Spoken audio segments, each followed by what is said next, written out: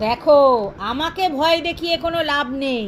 আমি এমন কিছু কমেন্টে বলিনি যেটাতে আমাকে নিয়ে কিছু করা যায়। হ্যাঁ, এমন একটা কমেন্ট এসছে যেই কমেন্টটা দেখে আমার মনে হয়েছে যে এটা কি করে সম্ভব, তাই আমি অবাকের চিহ্ন দিয়েছি, পিন কমেন্ট করেছি।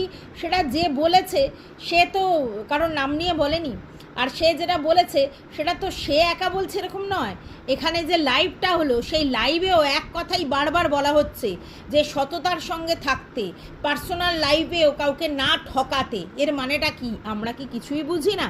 আচ্ছা, তারপরে বলা হচ্ছে পার্সোনাল এবং প্রফেশনাল লাইফে কাউকে ঠকাস না। আর মানে বরকে নিয়ে বলা হচ্ছে সেই বর অত্যন্ত ভালো মানুষ, তার সঙ্গে ভদ্রভাবে সংসার ধর্ম করতে। এরপরেও আমরা কি বুঝবো? এরপরে আমরা কি বুঝবো? হ্যাঁ, উল্টা আমাকে থ্রেড দেওয়া হচ্ছে।